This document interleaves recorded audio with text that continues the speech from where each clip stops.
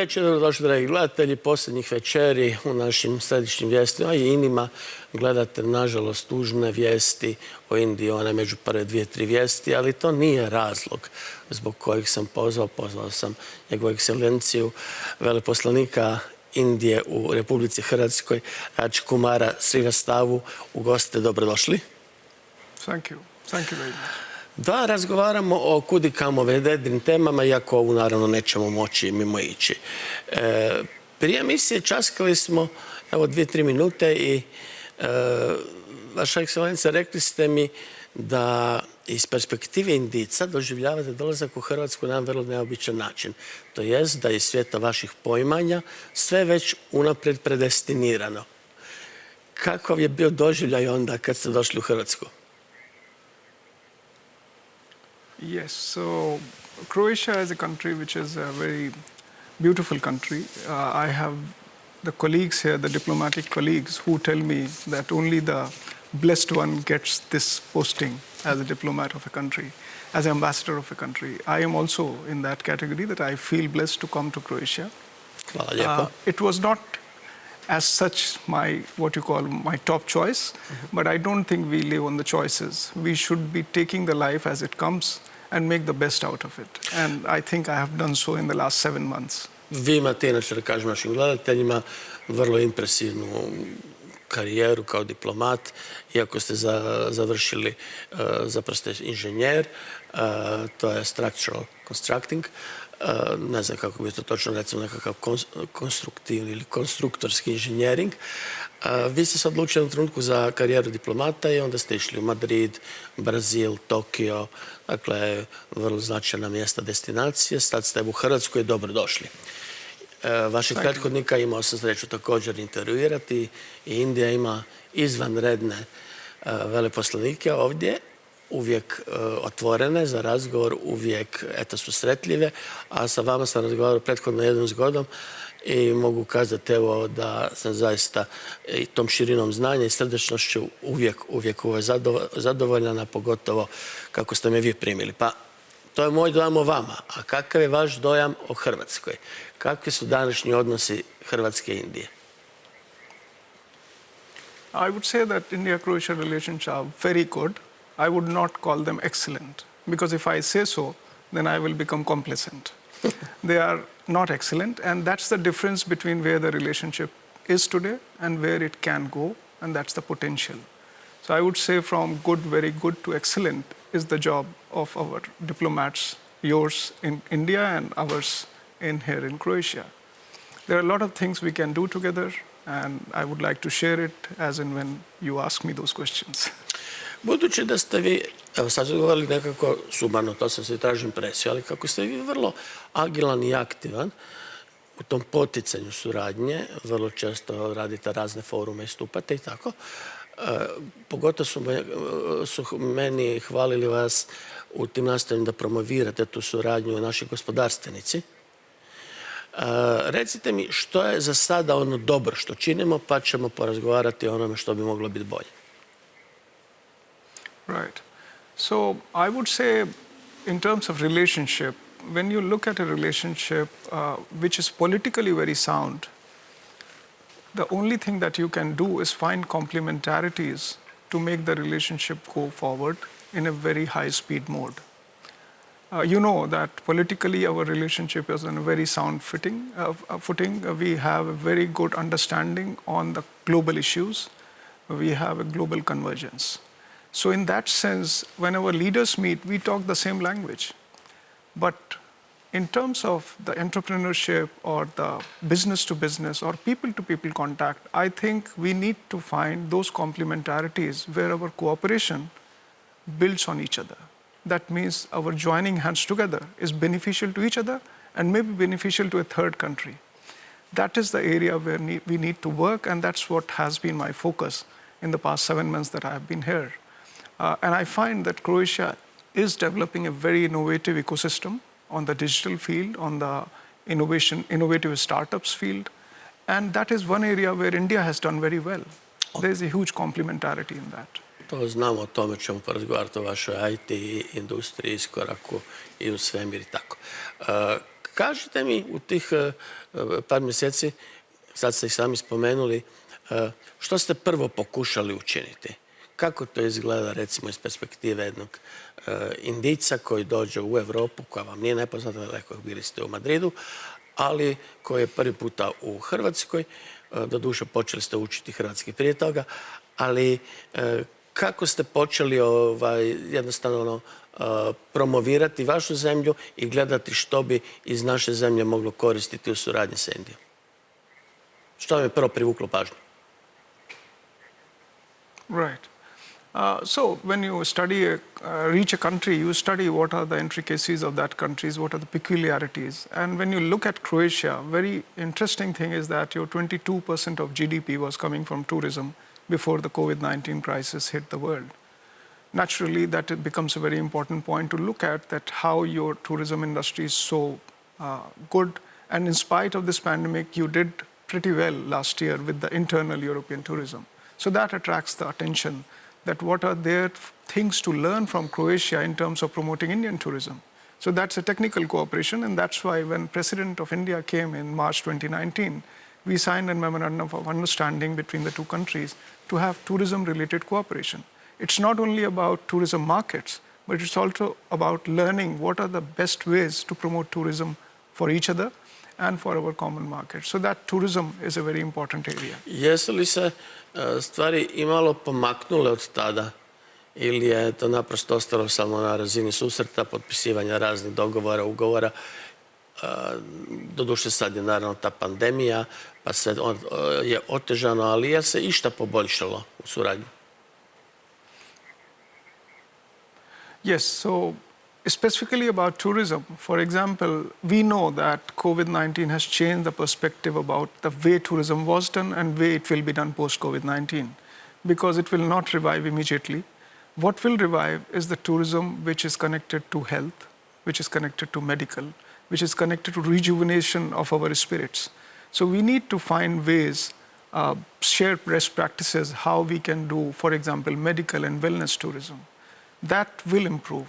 Now, in terms of President's visit and what have been the outcomes of it, first of all, when the state-level visit of the highest dignitary from a country happens to Croatia, from India, first presidential visit, that gives the visibility to Croatia in India. And that's very important. For a country like Croatia, which is, I would say, 1/60th of the size of India in terms of area and 1/300 in terms of size of population, you need that visibility by such kind of high-level visits. What you need more, you need to promote yourself about your strength points. So when I look at promoting India here, I'm also looking at promoting Croatia and India, because then only the partnership can be built. Koliko, što je vaš dojam, koliko mi u Hrvatskoj uopće poznamo Indiju? Ne mislite sad samo na kulturu, znate, ovdje imamo, recimo, to znate, studij indologije, pa ko hoće studira i tako dalje, već desetljećima. Mislim sada na gospodarstvo. Koliko mi jednostavno razumijemo kakve nam šanse današnja Indija pruža? Right. So I think Croatia, not as a whole, but there are people in Croatia, and that's a quite substantial amount of numbers of Croatian people who know about India, about for example, our practices, the wellness practices of lifestyle, yoga, Ayurveda, spiritualism, culture. There is a lot of knowledge about it. What impressed me most when I came here, which I was not aware before, was the number of people who are teaching yoga. Practicing is one thing. To be able to teach yoga, that means you have immersed yourself in that life science. And that is the reason why I worked with my ministry back home, which is a separate ministry now called Ayush, to now slot an international conference on yoga and Ayurveda in Zagreb in October this year. This is happening because of the recommendation that I could give, because of the local interest of more than 100 teachers, including one yogacharya who is teaching yoga for the last 40 years. Now this, I have lived 7 years in Europe, and I didn't find that similar thing in Spain or Austria. Same level of numbers. So that's what I'm saying, that there is knowledge, but this knowledge needs, especially in the post-COVID-19 world, needs to be expanded, because this is beneficial to the human life. It is not about something as an extracurricular hobby. It's about making yourself immune against this virus and future virus. You need to improve your immunity, and for that you need to look inwards, not always look outwards. And that is the meditation that yoga and Ayurveda teaches you. Ali apart od svjetonazora, od onoga što možemo naučiti iz bogate riznice više tisućljetne tradicije Indije, što je ono što naši, ponavljam pitanje, gospodarstvenici mogu danas saznati u Indiji, a što ne znaju? Kakve su to šanse koje Indija pruža, što ovdje jednostavno se još dovoljno ne razumije ili ne zna? Right. Yes, so... Ili sam možda u krivu, možda, koja je vaša impresija? Koliko naši gospodarstvenici prate, recimo, to što se zbiva u Indiji? Yes. So that is also very interesting that I am finding. For example, India is now going to launch its 5G networks. And I am very pleasantly surprised that one of your technologically very, very advanced company for last 30 years is now being asked to do a pilot project for them, for the biggest 5G player in India. Now, that tells you that it is not only about knowledge, it is about opportunities being harnessed as we speak. Altpro, your railway company, has just 2 days back, I think on 28th of April, has been awarded, their joint venture with India has been awarded as the best product in the world as recognized by the Indian authorities for train detection system, which means that Altpro will be doing much more than 40 million euros that they are doing currently in India in the coming years, because they are now regarded as one of the best in the world. So there is not only knowledge, but also exploration already happening. What I think that what I should be doing, and I need partners here in Croatia, and I'm getting every day new ones, is to create that awareness that there is a humongous opportunity because of the infrastructural play in India, because of the innovation ecosystem of India, that needs to be connected to right kind of companies at right kind of places. The problem comes when you look as first time to India, India looks very big. But you don't need to look at India as India. You need to look at Mumbai, you need to look at Pune, you need to look at Bangalore, and then it becomes one city to one city. And that's what is happening. Examples from your own country is the best way to promote these partnerships, because they are not the first one. It has already been explored and being done right now. To sam i htio pitati, kako uopće pristupiti istraživanju Indije s naše strane, a ujedno, evo dajte nam vi neku sumarnu sliku kao veleposlanik Indije. Što je Indija danas u ovom gospodarskom smislu? Kasnije ćemo malo o politici, o demokraciji Indije i tako dalje, ali gospodarstveno dajte nam neku panoramu što je Indija danas. Right. So India is growing towards more service-dominated economy. As you know, that IT sector is a very predominant sector. So whatever shortfall happens on our trade front in terms of our exports versus imports is compensated by the services that we export extra as compared to our imports of services. So naturally, India is becoming a knowledge economy, increasingly. Okay. And that knowledge economy means that it is an economy of people, cerebral people, who are finding new opportunities. That's why you find innovation day after another. We are going through a very tough time right now because of the COVID-19 second wave. But in this time, you are still finding innovative people, finding solution for the community at that spot. And this is the, I would say, the positive strength of India. The people find solution to the problems of the people. And that's why I could connect that this is the best form of democracy, where people are empowered to find solution. Of course, the state has a responsibility, but ultimately when the problem of this nature happens, it is the community which drives the solutions. Što je osnov prosperiteta Indije? Evo imamo ovu ilustraciju koja je zapravo najljepša ilustracija vaše IT stvarnosti. Svako na svijetu zna za vaše IT stručnjake, programere i tako dalje, tako dalje. Vama je ili jednom dijelu populacije matematika, ono što mi radimo u školama je da počnemo sa slovima, recimo Siki počinju sa brojkama, ne znam da li neka druga kultura i tako, ili etnicitet, ali znam da su oni recimo sjajni, ne samo u IT-u, nego knjigovođe i tako dalje, što je posljedica jednog specifičnog načina obrazovanja. Naravno, ne samo toga, ali i toga. Recite mi, kad pogledamo samo recimo te oblike napretka Indije. U čemu je zapravo tajna tog rasta Indije danas? Right. So the growth that is happening in India is, of course, because of people-centric governance, where government has reduced its role in those areas where people and the entrepreneurs can go forward. And ICT is one sector where people have done well. So government tries to provide the digital infrastructure and then let this ecosystem find the solution.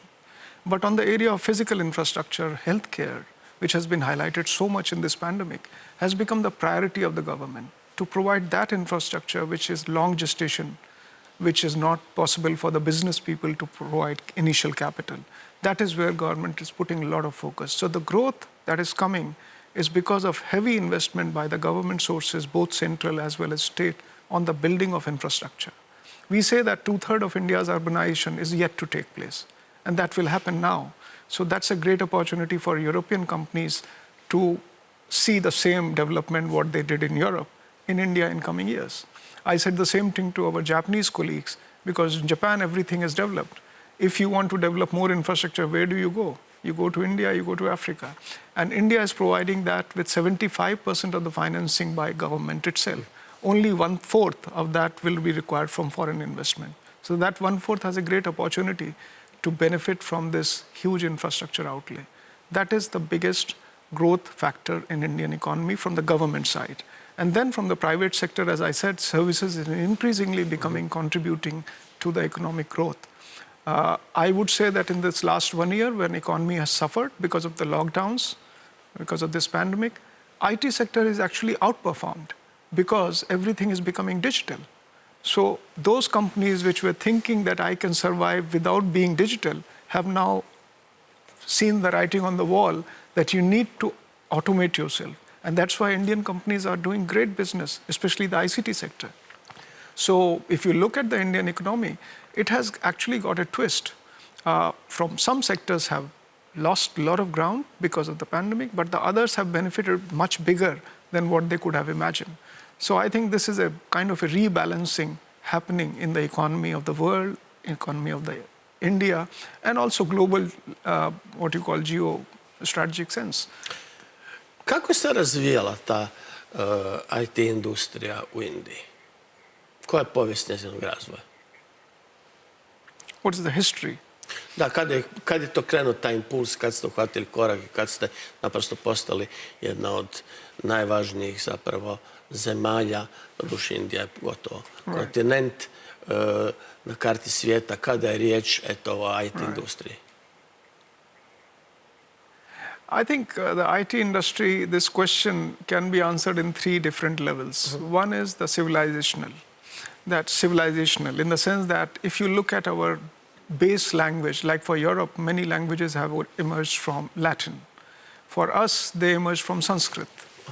And Sanskrit has been said to be the best language for computers because it is very, very mathematical, grammatically correct language. It has no 2 answers. It only gives you answers in binary and sometimes in 1, 2, and plural. So in that sense, Sanskrit being the base of our language, other languages of India, there is in general way of development of mathematics, the way we speak. It's very difficult to explain, but yes, if you look at Indian kids, they count their numbers not in 5, but in 15.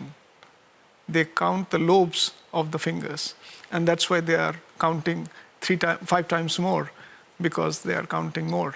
My point is that there is part of it, the upbringing, and part of it is because of there is tremendous focus on science. So science, the basis is maths. Maths being coming from the family traditions, from the historical perspective, and science being the focus of the education system, together produce millions of engineers every year. The tragedy of that is that when you produce so many engineers... Prosto jedno potpitanje, ovo je vrlo zanimljivo. Kako to dolazi matematika iz te obiteljske tradicije? Zašto je taj kult matematike toliko prisan i značajan Indijcima? Right. I think it's a virtuous circle. What happens that when you do something and you find that the people who are successful are mathematically oriented, the next generation parents also wants their kids to do the same line. It is changing. Definitely it is changing. For example, today it is realized the multi-sectoral skills are very important to find innovation. So in a room, unless you have one mathematician, one humanity person, one environmentalist, you can't find a solution for the global problems. So there is a recognition that you need a multi-sectoral skills in a room, but that mathematician is always needed.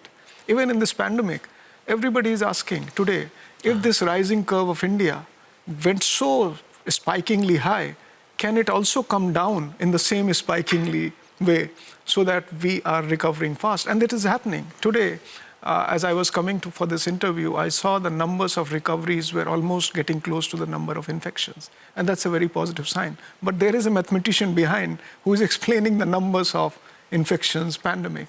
So I think mathematics plays a very important role. But I'm not saying that is the only role. You need to have a multi-sectoral talent in the room. Baš mi je drago što ste ovo objasnili, pogotovo u kontekstu ove pandemije, jer kod nas se unatoč naše djece, našim klincima koji su dobri matematičari i imamo tradicije dobrih škola matematičkih, ne razumije da je u ovoj pandemiji epidemiologija zapravo oslonjena na matematiku i da je matematika svakako tu u podmetu razumijevanja ovog što se zbiva. Ali, prije nego što porazgovaramo o pandemiji, matematika je i u temelju vašeg svemirskog programa. Kako je to Indija dospjela do velesile koja ima i vlastiti svemirski program? Can you repeat Kako to da ste postali i u svemirskom programu značajna zemlja u svakom pogledu i na mapi svijeta ste se upisali kao zemlja koja ima vlastiti svemirski program?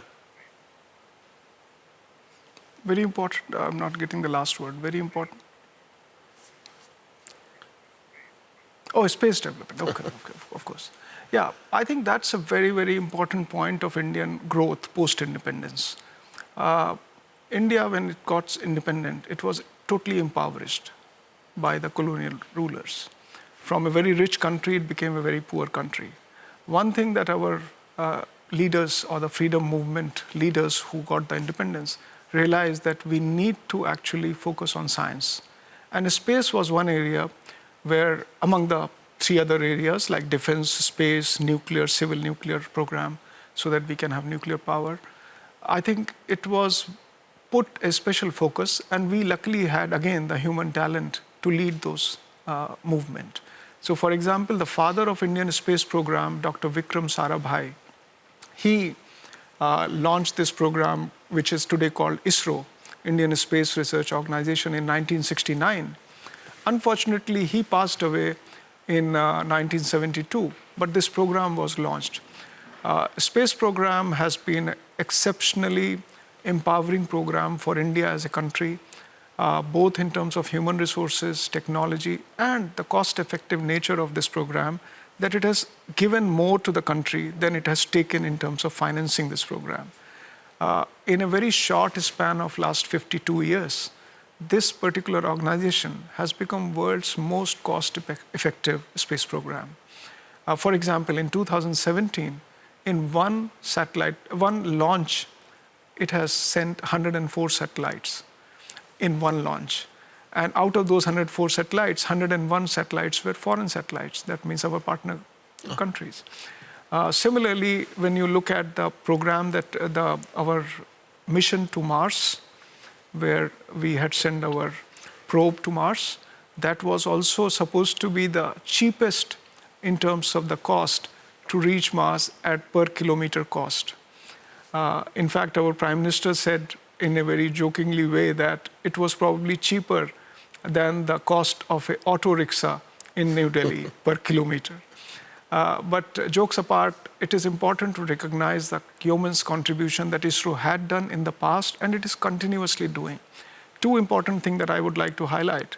There are two launch vehicles that ISRO has, Polar Satellite Launch Vehicle and Geosynchronous Launch Vehicle.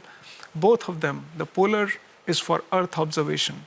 So today, a lot of our developmental programs are based on the services provided by these satellites which were launched by PSLV. and the other one is the communication. So that is GSLV. I see that space program is one example of where India is today. We talk a lot about ICT, but I'm very happy that you mentioned about a space program, because that is one of the strength of providing India that multipolar power that today's world desires. Neki dan sam gledao jedan sjajan film, indijski film, kojem tema zapravo indijska demokracija. Vrlo je duhovit, ironičan, kritičan, ali upravo zato dokaz demokracije, iako misli sve najgore. Autor u jednom vrlo, eto tako, sarkastičnom smislu o demokraciji. Zapravo misli što i mi Hrvati mislimo o svojoj demokraciji. I uopće danas u ovom globalnom svijetu možemo konstatirati kakav demokratski deficit, tako da ništa nije različito, očito u Indiji kao Hrvatskoj. Ali što bi vi rekli o demokraciji u najmnogoljudnijoj zapravo demokratskoj zemlji svijeta? Right. I think Indian democracy, why it is so strong, why it is very, very unique democracy in the world. First of all, the constitution on which our democracy is based has been written by stalwarts of foreseeing what will be the requirement of an Indian kind of state which is so diverse, so multicultural, so multilinguistic. And I think the constitution is the real pillar of Indian democracy, which was adopted on 26th of January 1950, 3 years after our independence.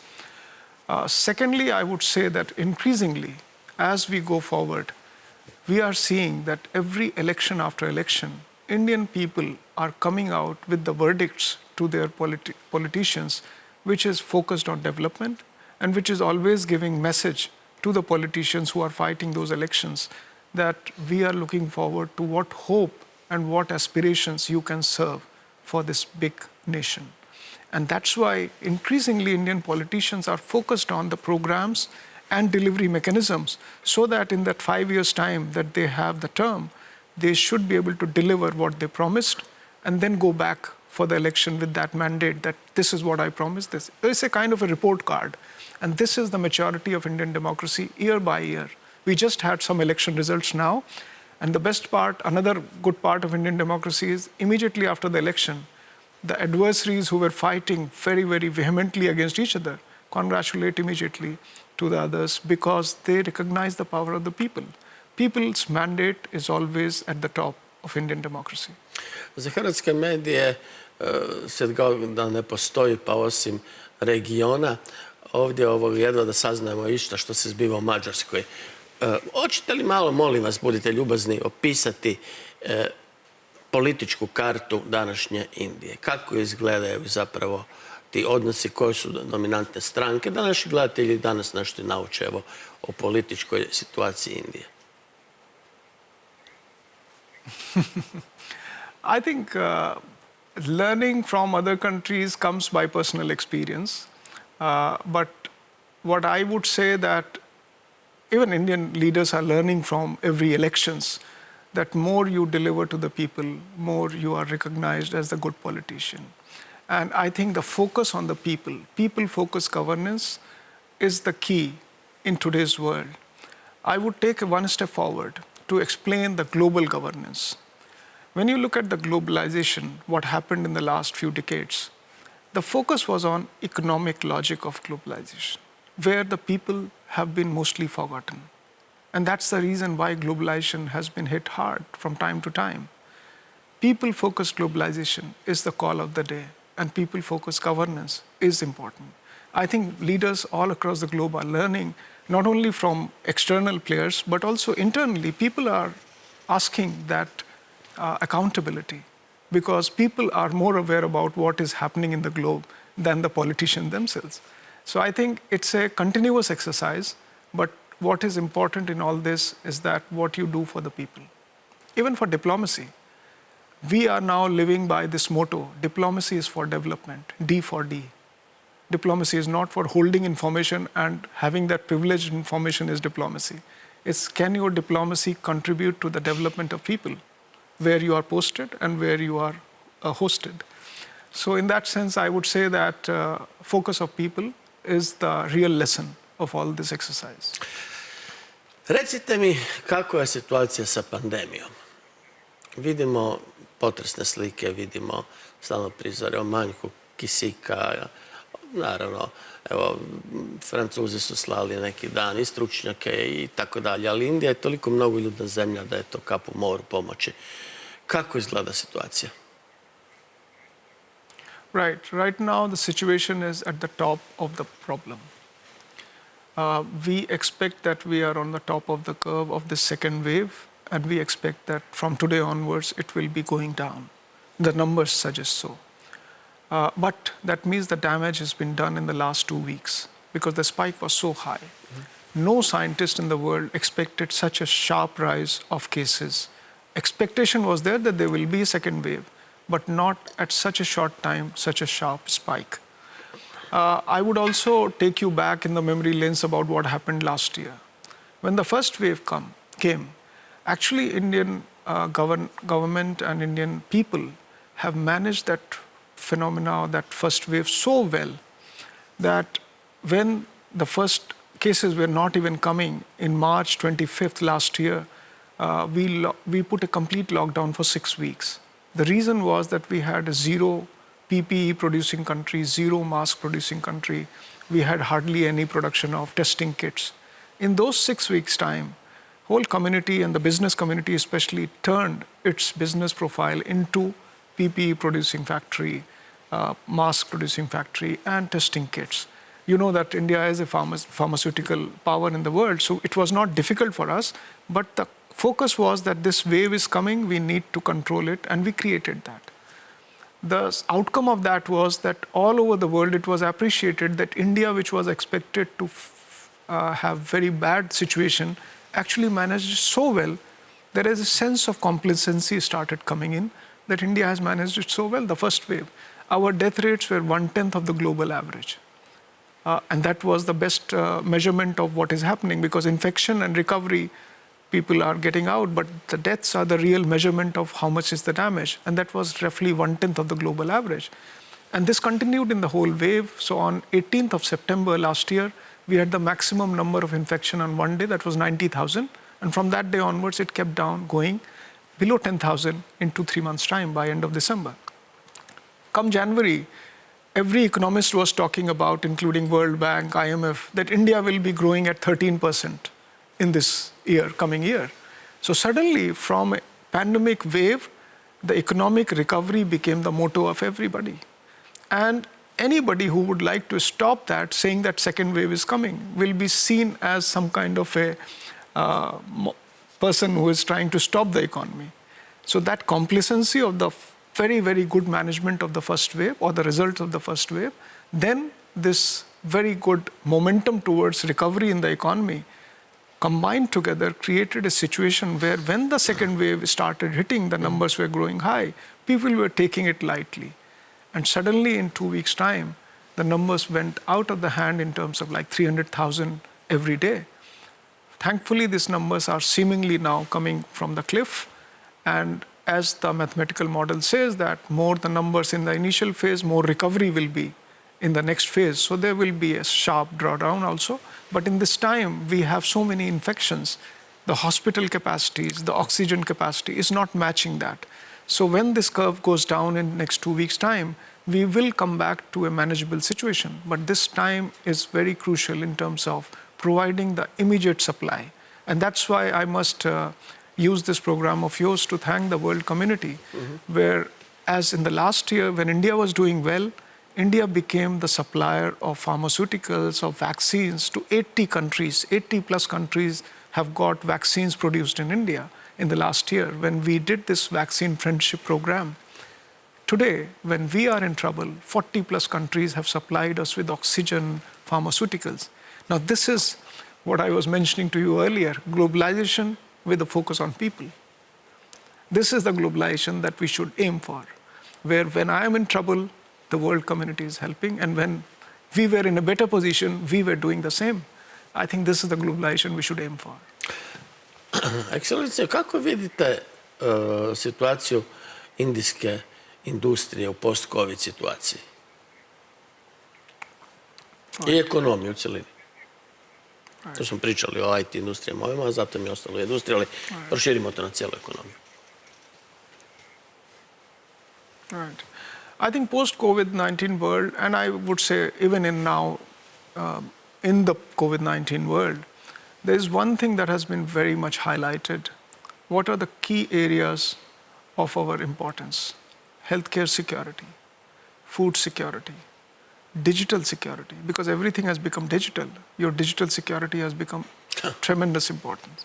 So with these three, and infrastructure and environment, because everybody realized that somehow whatever this pandemic is, in a way it is a punishment of the nature, that you have done enough to the nature, so nature to bounce back on you. So we need to be sensitive towards environment. We need to be developing infrastructure which is sustainable, which is environment friendly. We need to be careful about our healthcare security. We need to be careful about food security, which is essential, and digital security. If you take these 5 sectors, I would say the future of any economy, and of course, a large economy like India, will depend upon these 5 sectors in the first. And when I'm saying this, I must also highlight that last year our Prime Minister launched a program of what you call, not program, a narrative of self-reliant India. Now, self-reliant India basically means an India which is a partner of the world, taking care of itself and having the capacity, surplus capacity to help the rest. We did it in the first wave to the rest of the world. In second wave, we are not yet self-reliant because this wave is too high. But imagine, post this wave, there will be capacities developed in India because of what we are doing right now, which will make India self-reliant even in handling such kind of pandemic at such high rate. And that's good for the world. It's not a self-reliance to create walls. It's a self-reliance to create access capacity to be able to provide a net provider of security, health, maritime, digital, because you create extra capacity by becoming self-reliant. So I think this is the big outcome, I would say, takeaway of this pandemic, that you need to improve your supply chains. Your supply chains should be based on strategic partners. Your important areas, which I have just highlighted, 5 areas, you should be focused upon how governments are investing in it, how they are creating global ecosystems which are helping each other. I may highlight few of the global initiatives that India has brought. For example, International Solar Alliance. Solar Alliance has allowed countries which are having excess sun energy, solar energy, and the countries which have finances and technologies to join hands together to harness this renewable energy.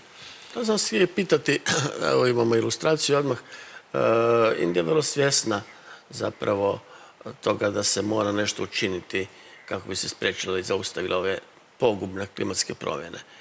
Koliko vi ulažete i misaono, ali i vašim industrijama u tu čistu energiju? Right. I would say that in India, after the COP15 in Paris in 2015, India made certain commitments against the climate change.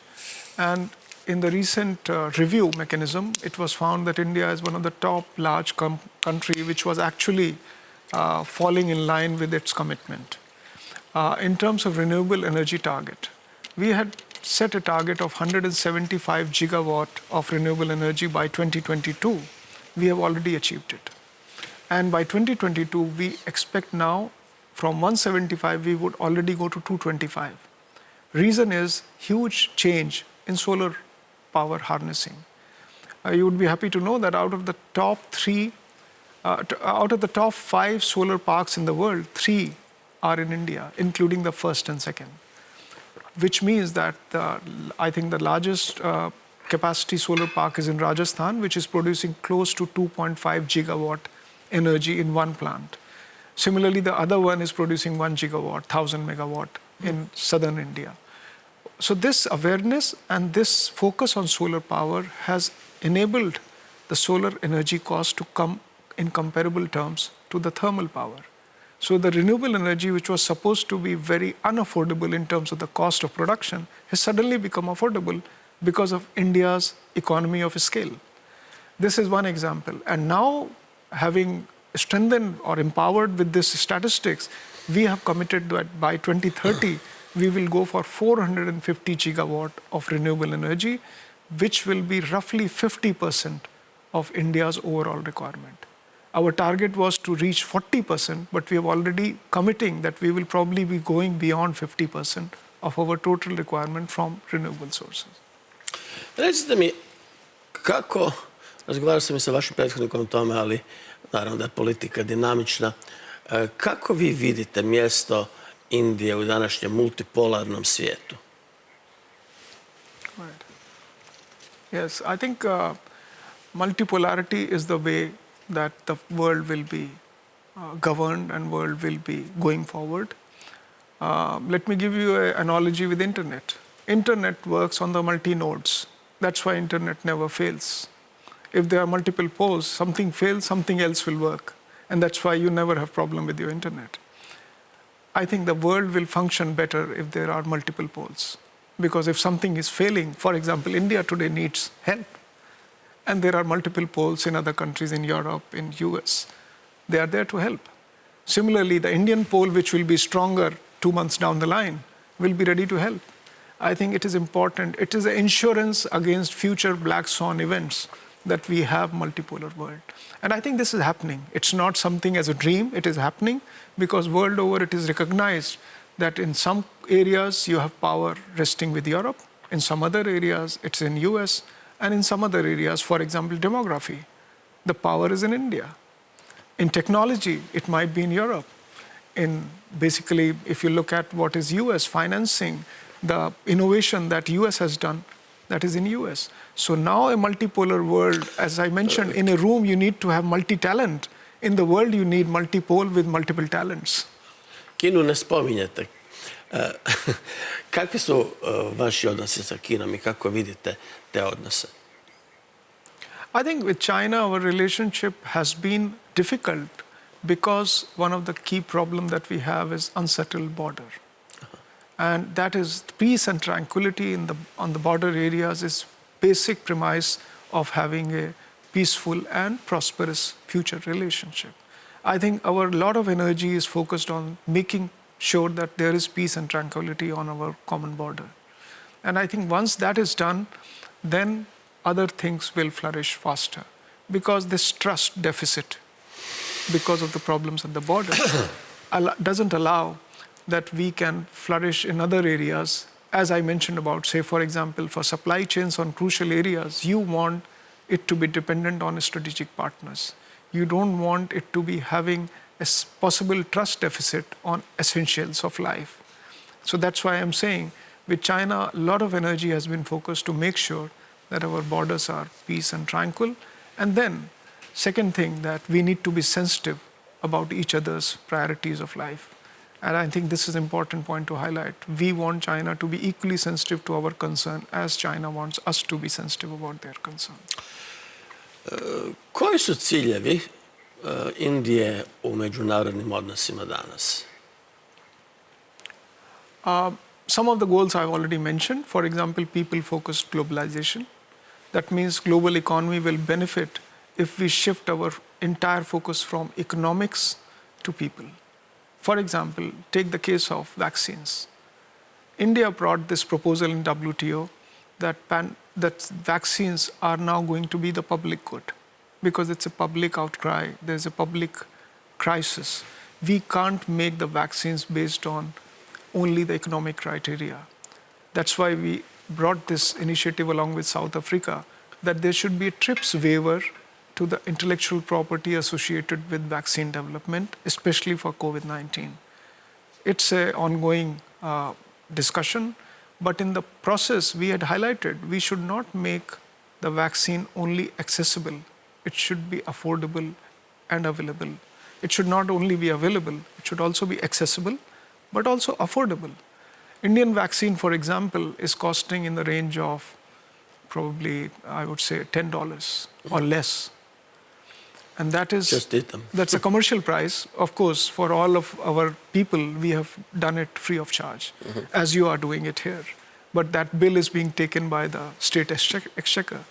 We wanted it to be cheaper so that this pandemic can be handled better. This is an example of what India wants its role to be.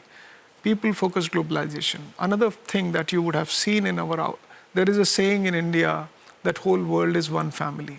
Vasudhaiva Kutumbakam. Now, this particular aspect has come out very clearly in this pandemic. The whole world behaved like a family. If one part of the family is having in trouble, other parts of the family came to help. This particular logic, which is an essential logic of Indian spiritualism, that whole world is one family, is physically visible in this pandemic, and we would like this to be the case not only for this pandemic, in general, for other things. For example, climate change. Climate is a global issue. We need the world to behave as a family to handle that problem. It can't be us and you. It has to be all together. So that is the main narrative that India wants to be highlighted by its actions. I can give you some examples. I mentioned about ISA, International Solar Alliance. We also brought an initiative in 2019 called CDRI, Coalition for Disaster Resilient Infrastructure. Now, you have gone through some earthquakes in the last 1 year, plus the Zagreb earthquake of 22nd March, then 29th of December, the Petrinia earthquake. This coalition of disaster resilient infrastructure is aimed at developing a coalition where you can help each other for making sure that once you have been destroyed by a natural disaster, you build back better by using the technology, by using the finances, and that's why this coalition. Again, the focus is on whole world is one family, because you need to share these things, otherwise these natural disasters are beyond the capability of one nation to handle. There was another initiative where India has taken the lead, and that is related to, for example, with Sweden, of how to transition our industry, what is called LEAD, Lead IT. This is an initiative again of 2019 to shift our industry towards more climate-friendly ways. This is again focused on climate change. Again, a global problem requires a global solution. Vaša ekscelencija, hvala vam lijepo na vašem vremenu, hvala lijepo na gostovanju, hvala vam lijepo na svim ovim informacijama koje nam pomažu da upoznamo, naravno, Indiju i cijeli jedan svijet koji nam, eto, otvara mnoge mogućnosti suradnje i brojne vidike. Hvala vam puno što ste bili na HRT-u danas i nadam se da to nije zadnji put u vašem mandatu. Do sljedeće prigode, hvala i doviđenja. Dragi gledatelji, hvala vama što ste bili sa nama. Gledajte nas naravno i sljedeći puta i do tada doviđenja.